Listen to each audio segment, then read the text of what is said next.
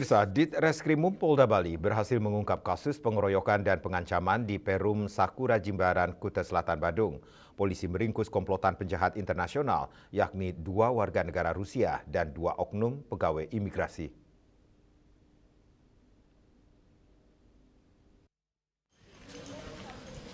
Para tersangka yang dibekuk yakni Luri Vichenko 30 tahun dan Ilya Skutov 32 tahun asal Rusia, serta oknum petugas imigrasi Ernest Esmail 23 tahun dan Yopita Barinda Putri 24 tahun. 4 tersangka terlibat kasus pengeroyokan dan pengancaman terhadap korbannya RS 42 tahun, warga negara Lituania. Kapolda Bali Irjen Pol Daniel Aditya Jaya mengatakan para tersangka tersebut diduga merupakan geng Rusia yang berbuat kejahatan di Bali. Motif kasus ini yakni perampokan uang dengan modus operandi diculik, disekap, aniaya, dan dipaksa transfer melalui mata uang digital. Mereka juga diduga jaringan narkoba, prostitusi WNA, dan money laundering melalui mata uang digital. Modusnya para tersangka melakukan pemerasan dengan penculikan dan penganiayaan serta mengancam akan membawa korban ke kantor imigrasi untuk dideportasi.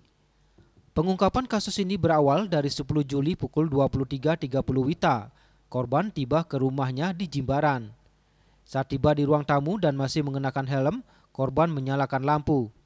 Saat itulah ia melihat beberapa orang asing sudah berada di dalam rumah.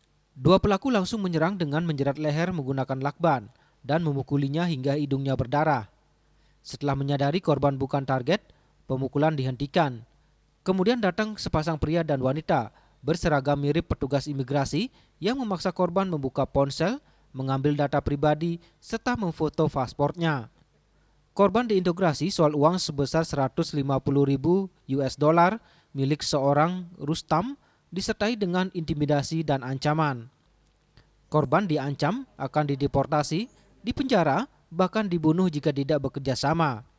Korban mengalami luka fisik dan melaporkan peristiwa ini ke SPKT Polda Bali. Mereka menuju lokasi berempat. Pada saat itu, mengajak temannya namanya Y. Kemudian di TKP, 1 orang menunggu korban di luar dengan mempersiapkan lakban. Sementara 3 orang sudah ada di dalam rumah sasaran. Korban menjadi sasaran. Kemudian saat korban tiba di pintu rumah, 1 pelaku membekuk korban dari belakang dengan lakban, didorong ke dalam rumah dan langsung dipukul oleh saudara IV.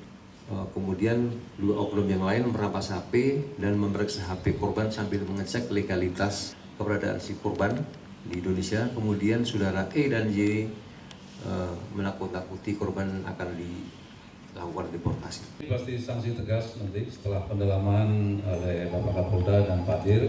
Nanti setelah itu mungkin pasti ada sidang kode etik dan pasti sanksinya sangat berat untuk yang bersangkutan. Dari hasil interogasi, para tersangka mengaku telah beraksi sebanyak 27 kali di wilayah Bali dengan menyasar warga asing.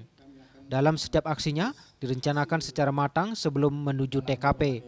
Kini polisi masih memburu salah satu pelaku WNA yang diduga sebagai otak dari aksi kejahatan ini.